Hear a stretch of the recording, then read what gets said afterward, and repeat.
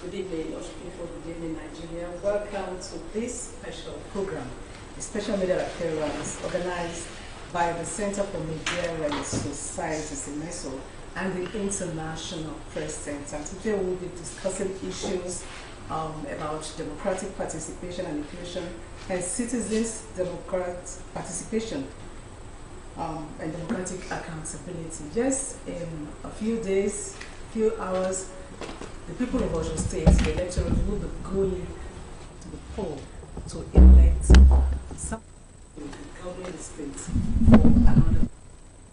And this program is going to center around Osun State governorship election that will be holding on the 15th of August 2026. That is on Saturday. Yes, I have guests in the studio who will be doing justice to this issue. I have Dr. Akingbulu. He is the Executive Director, Center for Media and Society, CEMESO. Welcome to the program. Thank you, madam. I'm glad to be here. Good day, viewers. And in the middle, I have Dr. Sunday Smith, the General Secretary, JONAPWD, and Chairman of Albinism Association of Nigeria, Osun State Chapter. You're welcome, sir. I'm honored to be here. Thank you. All right, and the last but not the least of my guest this evening is Mr. Arogundade. He is the Executive Director, International Press Center, IPC. So welcome to the program. Thank you, and thank you for this opportunity. Yes, let me start from you, Doctor. As Osun goes to the polls on Saturday, how would you describe the current state of democratic participation in Osun State? How would you describe it? Well, democracy says it is a government of the people, by the people and for the people, meaning that the people are supposed to participate, and this participation involves citizens in various ways. It involves citizens as voters, those who vote. It involves citizens as people who want the votes, that is, those who want to get into office, the candidates. It will involve the political parties. It will involve other stakeholder institutions such as the media, such as security agencies, the transporters, and all of that. Now, what you see, going into election on Saturday, we've been on ground for a fairly long time now. For months we have been engaging, and what we're seeing is a situation where the various stakeholder institutions and role players in the electoral process have made important commitments to ensure that the election on Saturday will be a very credible one. Let me start with the media. So many interactions, as you must have seen or even participated in. Several commitments have been made coming from the interactions that we have had over the months. And what you see is that journalists are prepared to ensure that there is professional coverage, professional, inclusive, credible coverage of this election coming on Saturday. I can see all over the place how they are all getting prepared. We have had commitments from other stakeholder institutions like the police and other security agencies. From the information they have shared with us and what we have seen, we've been going around. We're just coming from one of the locations in Osun State now.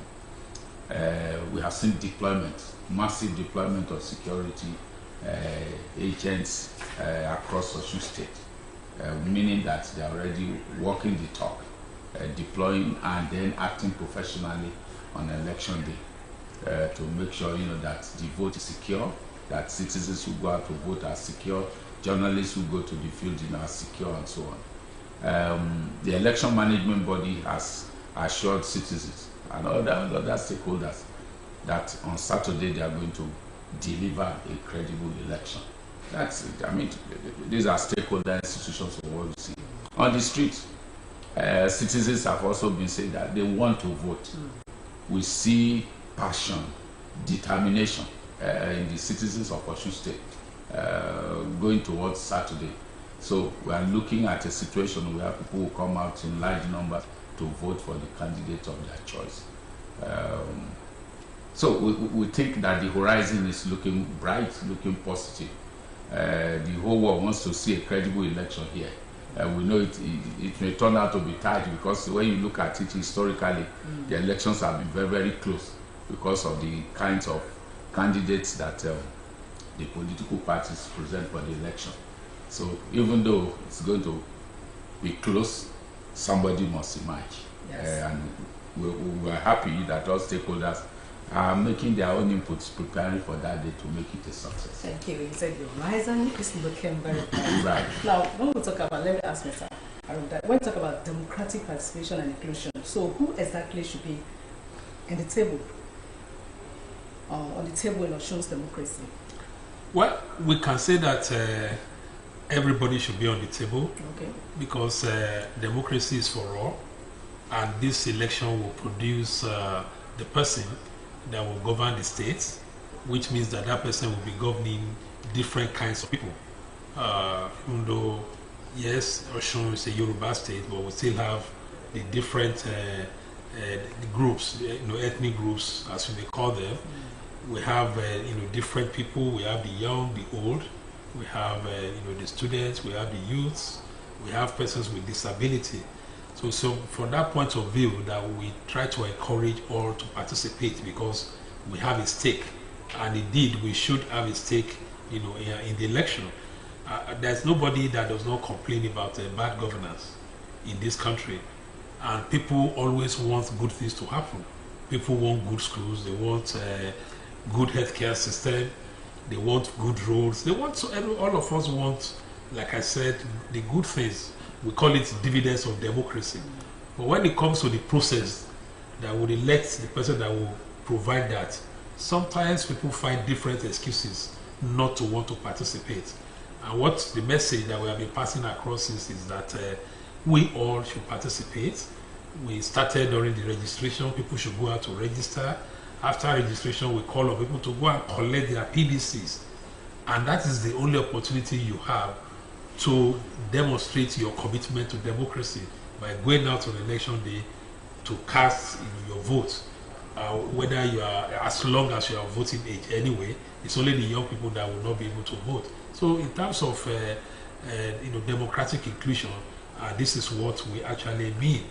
And for the media, our own message has been that the media now has to facilitate and encourage the participation of all these segments, and I guess that is why we're here in your studio. Yes, that is why we are here now. So now, talking about encouraging participation of all this, we often see that there's always low turnout among youth. Sometimes you see them on election day, on the field, on the road, playing football. Then women and people with disabilities. What are the biggest barriers stopping these groups from participating fully? Let me, Mr. Arogundade, that question should go to you.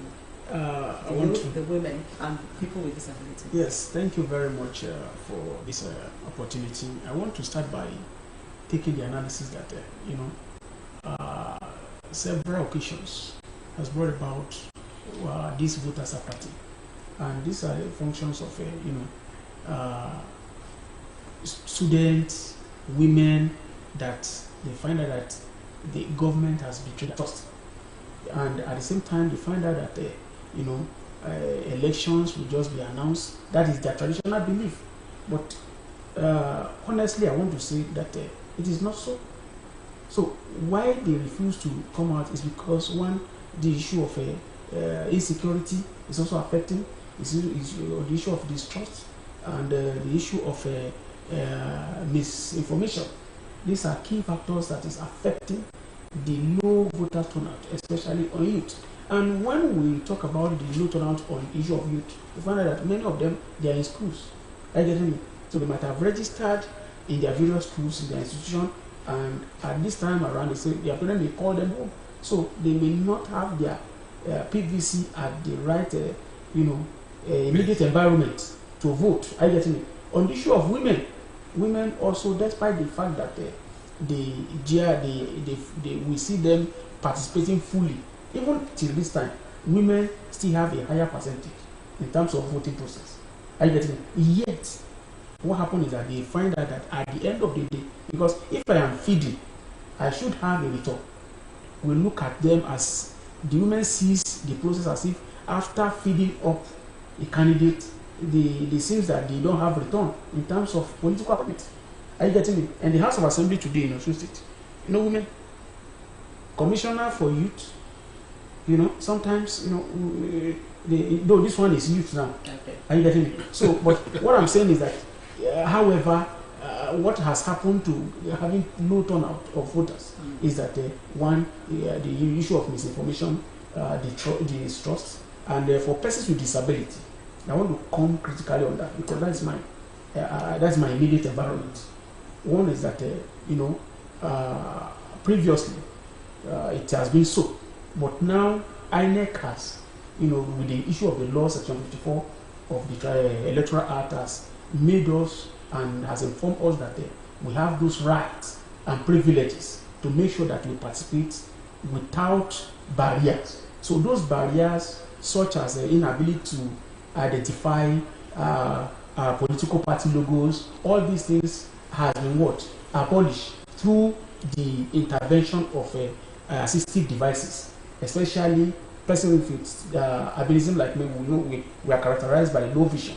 So magnifying glasses has been provided, and people on wheelchair, because when you look at the height of a person on wheelchair, that person, if you look at the height to the voting table or cubicle, you find that there is a barrier.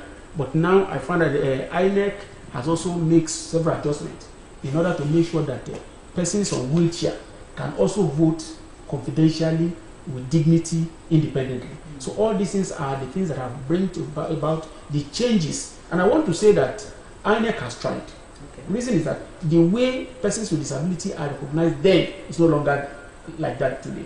So, and we cannot build it at a day. We must go in the process. So I want to, first of all, appreciate INEC for the work done.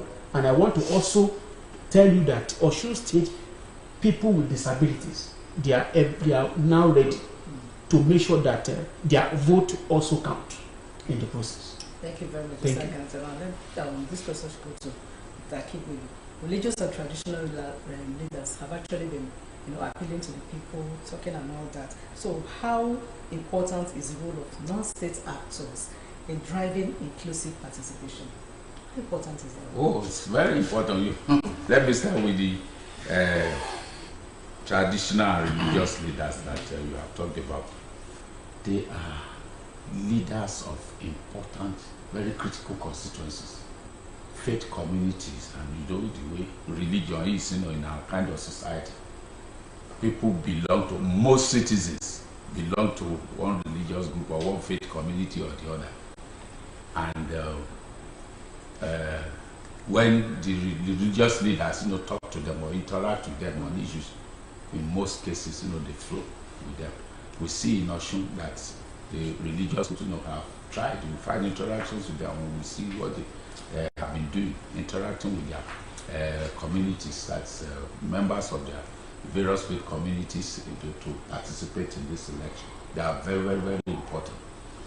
Talking of traditional rulers, the other time we had a town hall event here in Osogbo, and traditional rulers were very, richly represented, at that event. And, they put things on the table, the kinds of interactions they've been having with, their subjects, their people in their various communities. Everybody was happy because they have been doing great things in terms of engagement of the various communities. So it's a very, very important role. And there's no doubt in our mind, that they are, the work that they have been doing will be felt in this election. There are, of course, other non-state actors, civil society organizations. We represent civil society organizations, for example. The other day you saw the town hall event. You have also seen the kinds of interactions for the media, so many capacity building activities that have taken place here, to ensure, that constituency delivers a professional outing on election day. That is by way, of covering the elections, properly. We've interacted, of course, with community of persons with disability, women groups, youth groups, and all of that, in our intervention. And we are happy with what we were seeing. There is so much enthusiasm across the various demographics, different sections of the population of Osun State. My take is that the turnout will be heavy on Saturday. Thank you. I like your optimism. The turnout will be heavy. Now, let me go to Mr. Arogundade. Beyond voting, so what other ways can citizens actually participate meaningfully in democracy? Well, so beyond voting, I think that citizens must realize that election is just part of the democratic process, and it's a means to an end and not an end in itself, which means that post-election citizens have to continue to engage. And we have seen various models of engagement all over the world. Part of it is, for example, for citizens to take note of the promises that the candidates are making that affect them. So if your interest is healthcare or education, maybe as students, as teachers and so on, you can begin to note some of those because they are going to affect you if they are implemented, which means that after the election, you can then organize yourself as communities of interest to remind the politicians about the promises that they have made that would affect your constituency. Sometimes politicians are compelled to make these promises because they just have to promise something. Sometimes they don't even think it through, maybe in terms of what it will cost. But if you engage them after, that way you are trying to show that democracy goes beyond voting. We have also seen instances in communities, particularly communities that our organizations have worked with in some places like in Lagos State, where after the elections, the community members came together to discuss their issues because there are a lot of problems and they know that government may not be able to solve all. And then they came together as communities and they said, oh, for this period, what we want you to do is this particular road. What we want you to do is to provide this particular road. And they put this thing down as a kind of community charter. And they started engaging. In some cases, they took their cases to the local government. In some cases, they met the senators and so on. And I tell you that really helped in making government to realize that there are things they are not seeing that the people in the communities are seeing. So this is the kind of thing that I would like to see, particularly on the part of young people. They can be the real catalyst of change in our society. Like you said, where young people play football, it's understandable. In the past too, when we were young, Yoruba will say, it happens. But the stage we are in now, if young people now take this as a task, they can organize all these communities of interest, like I said. And in fact, hold town hall meetings and invite, because election will have been over. Now there's campaign, there's tension. There's nothing that says that after election, students in Osun State cannot come together and say that they want to have 2 hours or 1 hour with the new governor, that we just want to have dialogue with you. So we shouldn't wait for government to do it. Because when they do it, every government wants favorable image. So if they are the ones organizing it, you can be sure that those that they may ask to speak will be people who will praise the government. But if you do it on your own, you are not fighting, you are just saying, please come. And it doesn't have to be the governor. It can be the senator representing you. It can be the House of Representatives. If we can start this model in Osun State, before you know it, it may go around the whole country and things will change. I believe that change is possible if people want to make it happen. Thank you very much. Change is possible if people want to make it happen. Now, Mr. Arogundade, let's take a look at social media and misinformation. Social media and misinformation are very huge in this circle for what we have been seeing so far. So how do you actually ensure that the participation is informed, as citizens is informed and not manipulated, going by the kind of misinformation that we have on social media? I want to say that, in political arena like this, misinformation is not what is always on board in this kind of situation, in terms of when we have politics like this, political situation. But it's we, the elites, we that are informed. Because, you see, when you talk about misinformation, it can damage and it brings about the trust. So how we manage that? We're going to preach the gospel.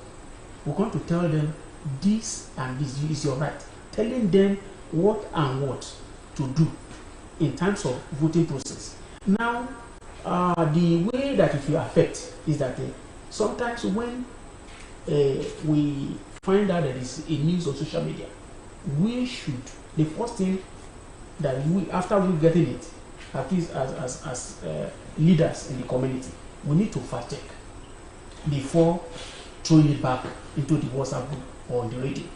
Are you getting it? So there were a lot of issues on misinformation on the one program that we find out that most of the informations that people spread, they are hooked up.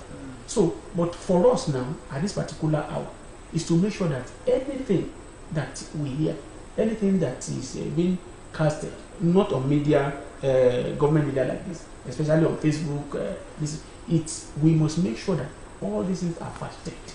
And when they are fact-checked, we pick out the real ones and make the confirmation and make sure that those information are not spread, especially because there are information that are true, that when you release them, it may, increase the tension in the community.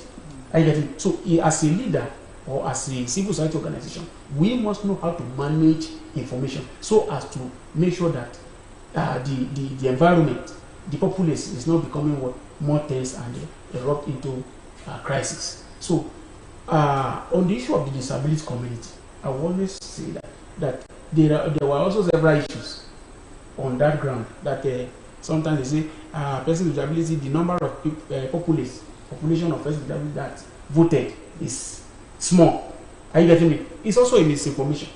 Okay. Because it will also bring about how we are going to charter for our cause. When we say, you will shout that you are many in the system, and it's only, that's why we also, in the time that I was telling the INEC that let's make sure that we have the correct register, so that the information earlier said that we are not many will also reflect that we have margin, at least a higher number of participants of persons with disability in the current voting process. Because what I'm saying is this: sometimes it affects our deliberations.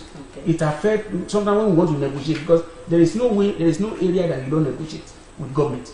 Are you getting me? Especially even the law that they passed, 5% of things. If you don't have the normal passage to negotiate with number, you have issue. That is why we're also telling our people that no misinformation that they said there is going to be fight on election day, and me, I don't have leg.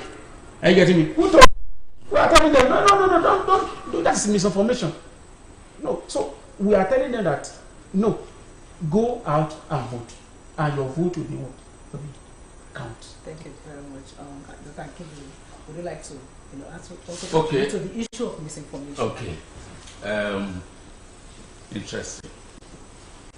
Elections are conducted not just at the polling unit.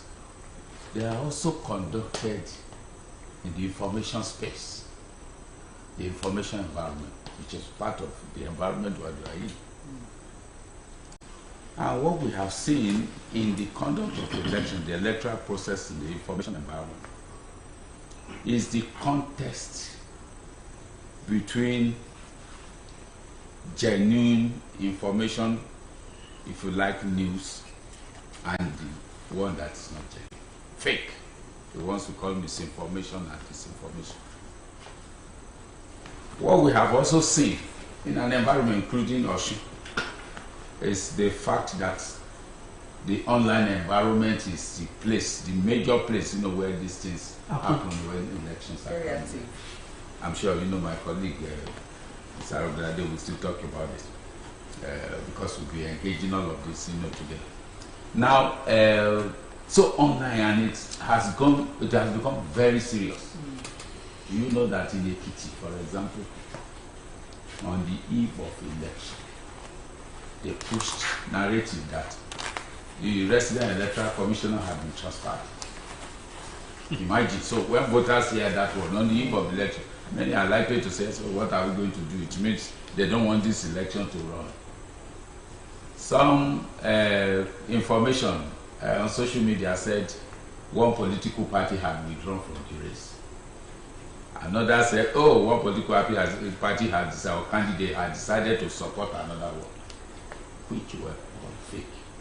Can you imagine? So when the information goes that somebody has withdrawn from the race, it means the supporters will just sit at home. Those who want to vote for that person, say, okay, since he has withdrawn or he has decided to support another party, why am I going now? So you can see the risk, the very high risk that misinformation and disinformation on social media, can cause, and it's something that needs to be dealt with. It is one of the things that we have been engaging with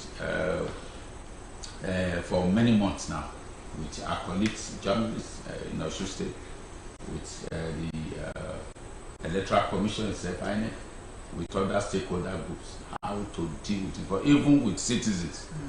On WhatsApp, the kinds of things that happen. People just see things like many of our citizens.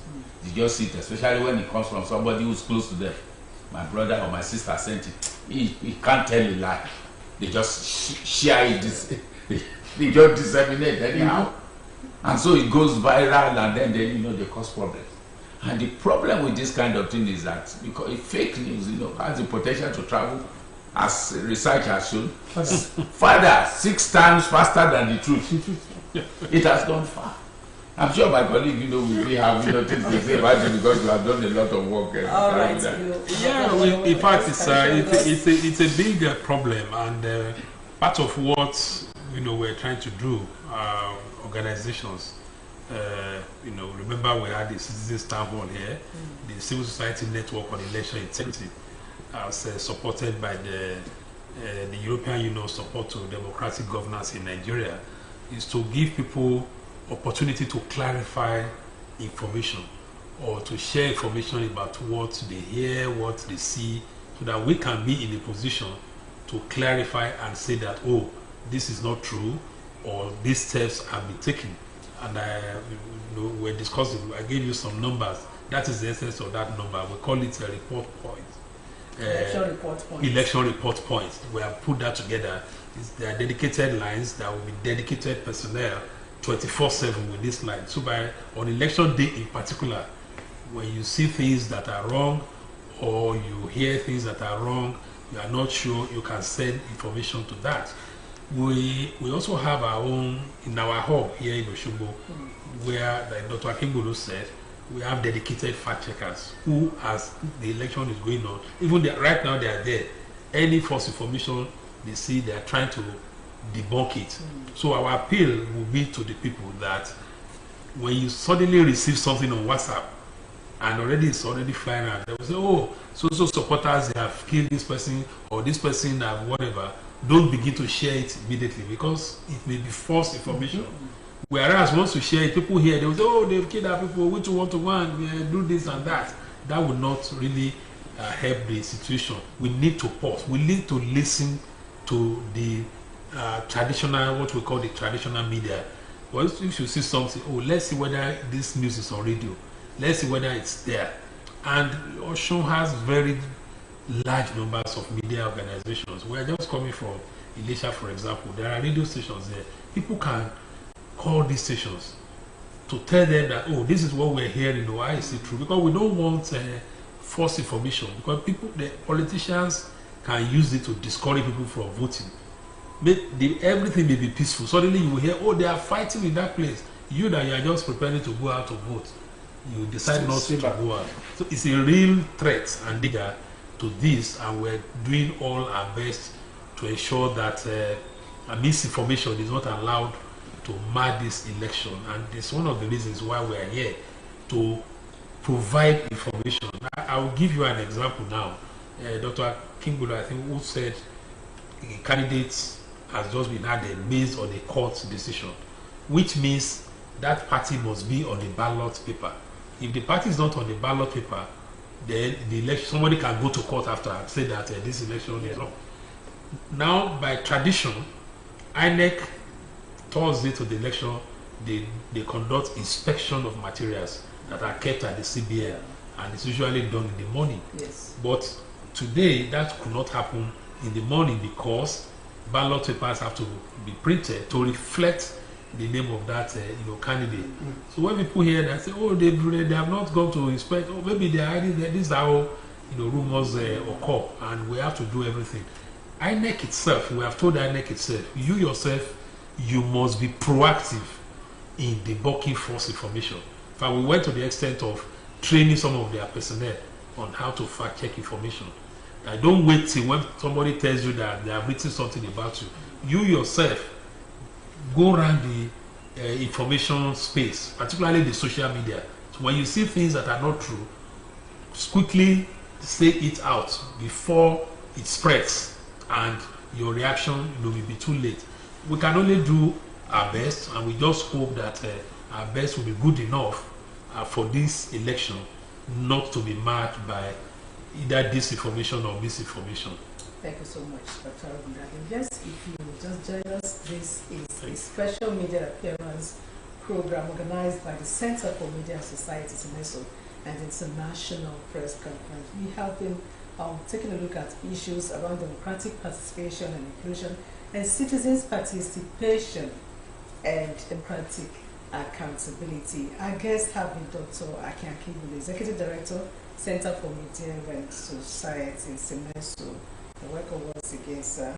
We have Mr. Arogundade, is Executive Director, International Press Center, and Mr. Akingbulu Smith, the General Secretary, JONAPWD, and Chairman of Albinism Association of Nigeria, Osun State Chapter. Yes, we also have some numbers actually. The election report points. You citizens are expected to call. Yes, anybody can call or send message in Yoruba or in English or Pidgin. I'll call out the numbers and we'll roll it on the screen. 0706 825 8595. 0706 825 8595. And the second one is 0707 116 4610. 0707 116 4610. It is the election report point. You can call or send message to the members on election day to report anything. Yes, for the first time, voters, the participation seems to be very, very high. And we talked about social media too, where young people are active, very, very active. Now we're having issues of violence, reported violence in some parts of the state. Do you think we should be afraid of anything? Or voters should be afraid of anything on Saturday? Going by this pockets of violence that have been reported in okay, our group of civil society organizations, in keeping with our strategy of engaging with electoral processes like the one in Osun, we decided to conduct, do I say research now, to gather data about the situation before, that is the period going into this election. And then we produce something we call a pre-assessment report. That is a pre-election assessment report for this Osun election. One of the things that came out from there is analyzed data, which shows the state of the level of the temperature, political temperature in terms of tension and all of that. And that assessment marked areas we call risk areas, which had to be attended to, flashpoints if you like. About 13 of the 30 local governments. 13? Yes. Okay. Flashpoint, but different kinds of high. It's not as if, oh, full-scale violence everywhere. where the assessment showed, that there might be problems here. Some due to what had happened in those places traditionally in previous elections. Some, from what we were seeing, emerging threats, in those locations, and all of that. And this assessment was shared, with our stakeholder agencies, including security. We also noticed, that security agencies conducted their own, INEC did, National Orientation Agency did, and all of that. And so there was a kind of synergy. All the stakeholder institutions decided to do something about it. At the level of the media, conflict-sensitive reporting, how to deal with all of this and other areas of capacity building for the media, to be able to mitigate these risks that we saw on the ground, these threats that we saw from that pre-assessment. Security agencies also have mapped out, their own, how to take care of all of that. Deployment massive, and they have their own strategy. INEC has also developed its own. So from what you see, those things will be taken care of. We're coming from Elisha now, and that axis is also one of those areas and all the rest, and we could see security deployment, very massive and strategic, for what we're saying. All we just say to them is that on election day, make sure that, with this deployment should also be accompanied by professionalism. That is to say, no bias and all that kind of thing. No, the security agents should not tilt in any direction. Do a professional job. Make sure that this election is secured, very well. Security of voting materials, security of voters, security of all the stakeholder groups that will be participating in this election. Thank you very much. Yes, let me ask this, Mr. Arogundade. What role should the media, the civil society, and the town hall meetings play in tracking campaign promises versus actual governance? Yes, those the candidates are promising now.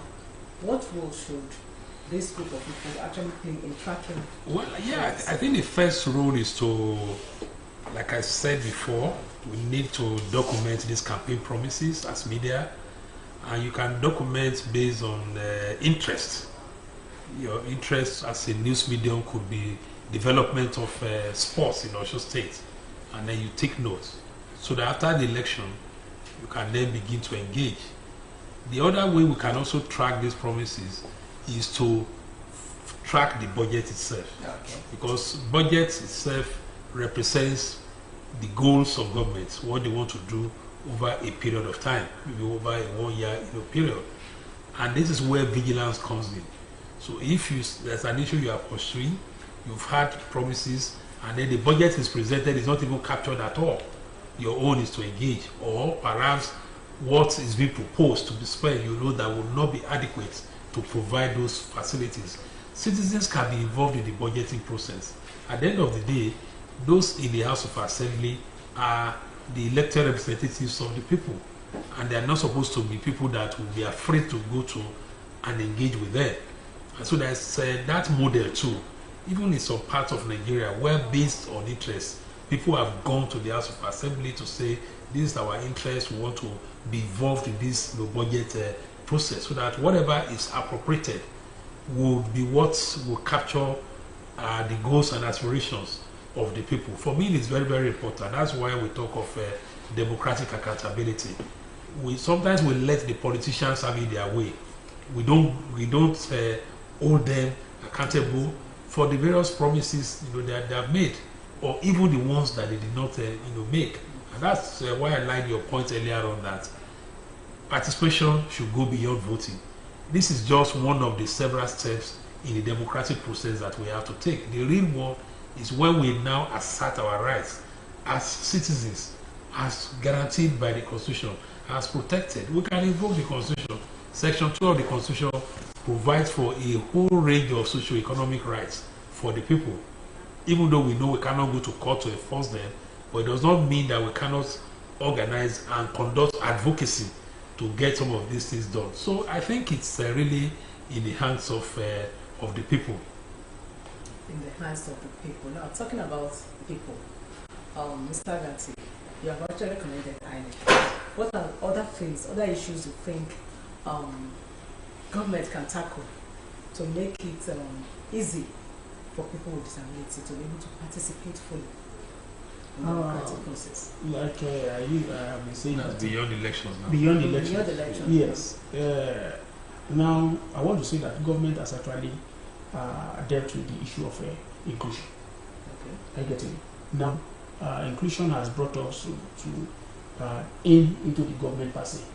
And we realize that coming into the government alone cannot solve the problem. Okay.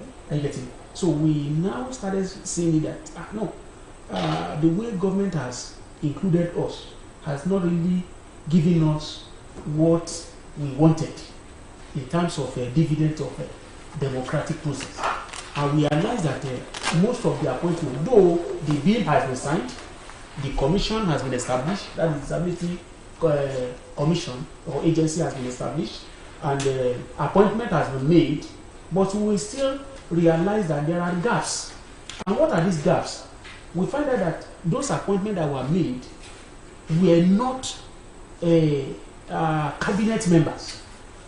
There is difference between special advisor, which will be in a conference or the cabinet of the governor during SEC meeting, State Executive Council meeting, while the special advisors, special assistants are known as a cabinet member. Okay. So we are now looking at how can we push, because the agency, the person representing the agency, the lead, which is the executive secretary, cannot push all these things alone.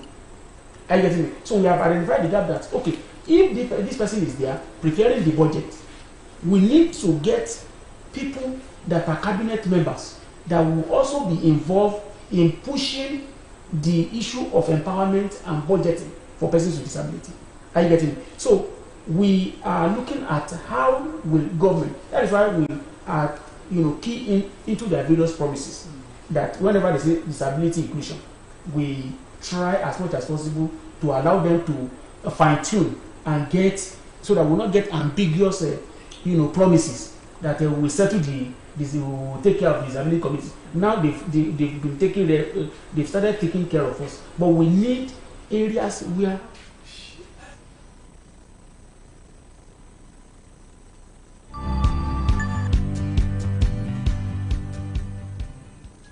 people of Osun, the state of the living spring, it is once again time to head to the polls. The Independent National Electoral Commission reminds us, one person, one vote. Every society faces challenges, security, jobs, infrastructure, opportunity, and over time, the quality of leadership shapes the answers we see. These outcomes don't happen by chance. They are shaped by decisions made over time, and those decisions come from leadership. Leadership comes from participation. If you don't vote, you are still making a choice, just not for yourself. When fewer people participate, decisions are shaped by fewer voices, and when we choose not to vote, we leave those decisions to others and live with the outcome. When money is offered in exchange for a vote, it may feel helpful in the moment, but the long-term cost is often much higher. For us, as young people, participation matters because we have a stake in what comes next. Opportunities, education, cost of living, safety. These things don't shape themselves. They are shaped when we show up. And when we show up, our priorities are harder to ignore.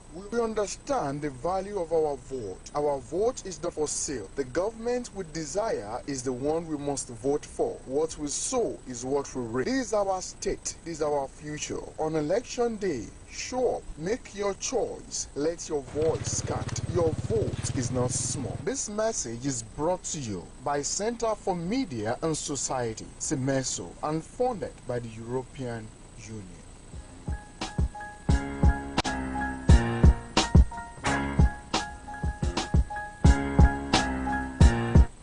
Welcome back.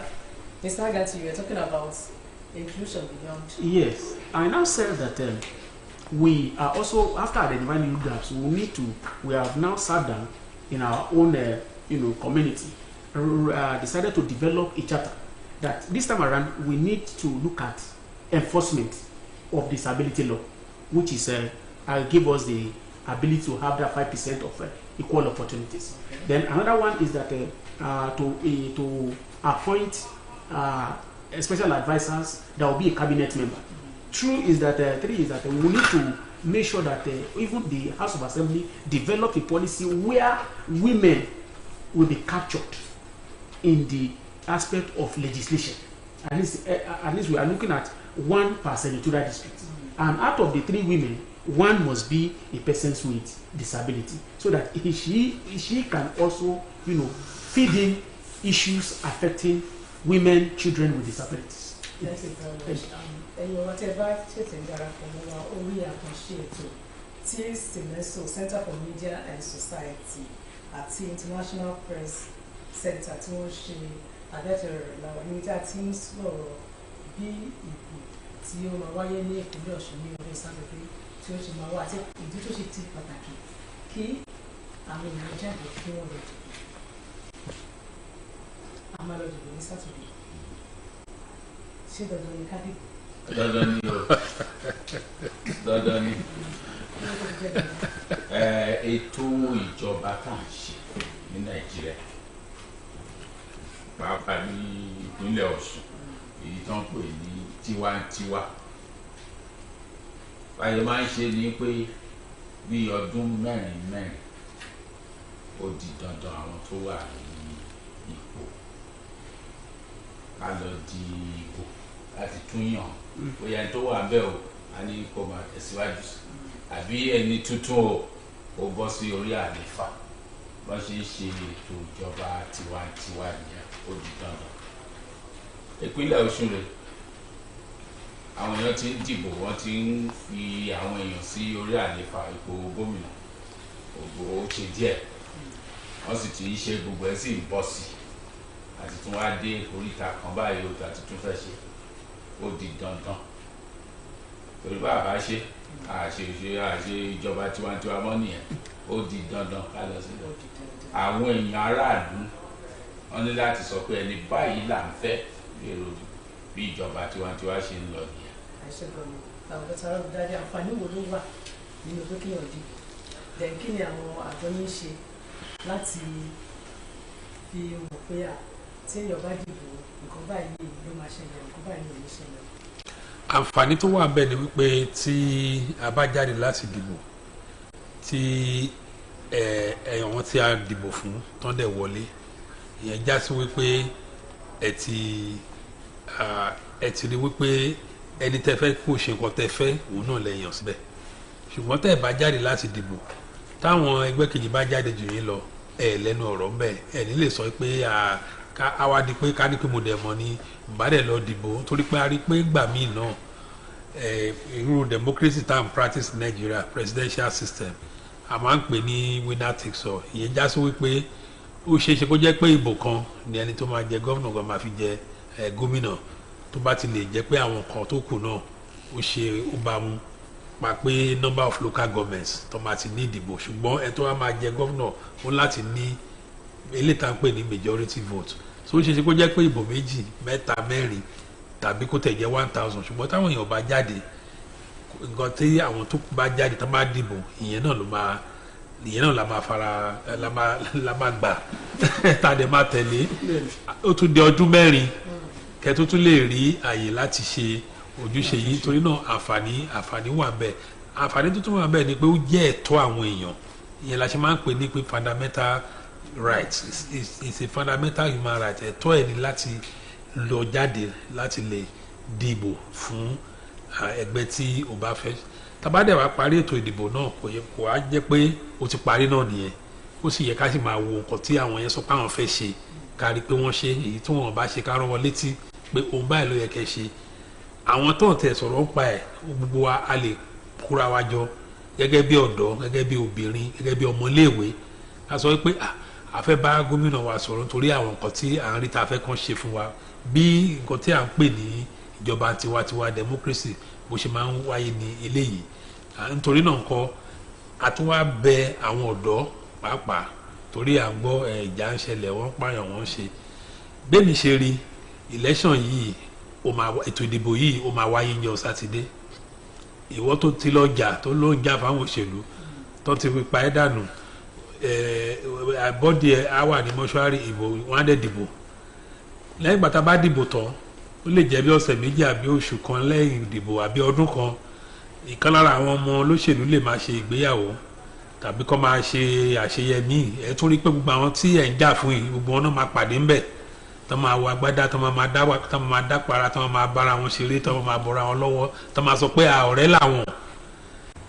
Àti rí náà ní Nàìjíríà yìí pàápàá ní South West wa yìí, àti rí ẹni tó wà ń jọba tó ń bá jà tó tí ò tẹ̀ jẹ́ káwọn kan tiẹ̀ wọ ìlú lórí ọ̀rọ̀ ètò ìdìbò yìí, wọ́n ti tún di ọ̀rẹ́ báyìí tọ́jọ́ ń bára wọn ṣeré. So kí wá ló wá wà bẹ́ẹ̀ tó bá para torí pé olóṣèlú kan fún ẹ ní owó kékeré pé kó lọ jà, ìyẹn ò bójúmu. So a bẹ̀ àwọn ọ̀dọ́ ní Ọ̀ṣun, ẹ má jẹ́ kán lò yín láti da ètò ìdìbò yìí rú.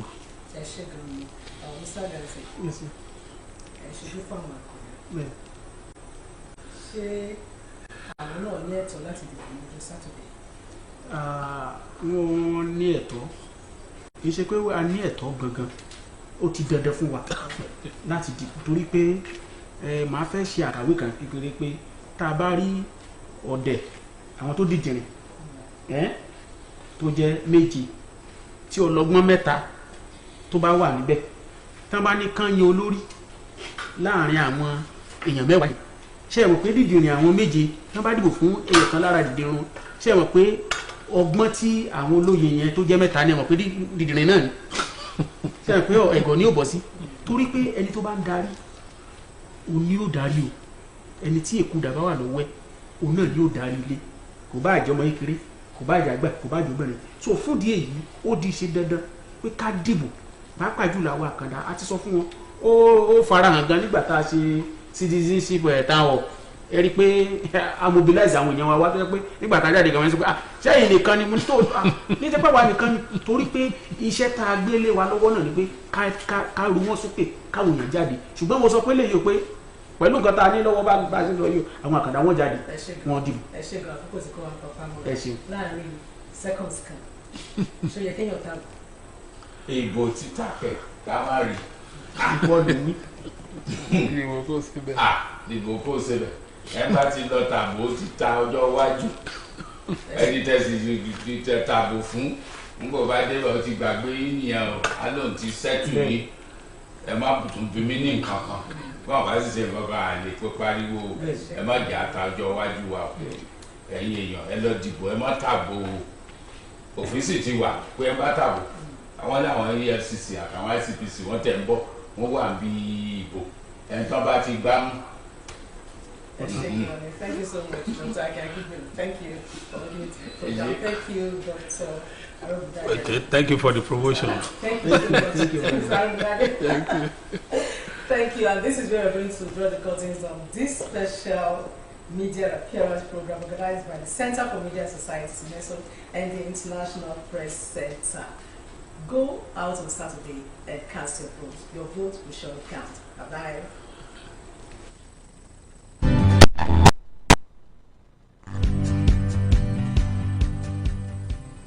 Great people of Osun, the state of the living spring, it is once again time to head to the polls. The Independent National Electoral Commission reminds us, one person, one vote. Every society faces challenges, security, jobs, infrastructure, opportunity. And over time, the quality of leadership shapes the answers we see. These outcomes don't happen by chance. They are shaped by decisions made over time, and those decisions come from leadership. Leadership comes from participation. If you don't vote, you are still making a choice, just not for yourself. When fewer people participate, decisions are shaped by fewer voices. And when we choose not to vote, we leave those decisions to others and live with the outcome. When money is offered in exchange for a vote, it may feel helpful in the moment, but the long-term cost is often much higher. For us, as young people, participation matters because we have a stake in what comes next. Opportunities, education, cost of living, safety. These things don't shape themselves. They are shaped when we show up. And when we show up, our priorities are harder to ignore. We We understand the value of our vote. Our vote is not for sale. The government we desire is the one we must vote for. What we sow is what we reap. This is our state. This is our future.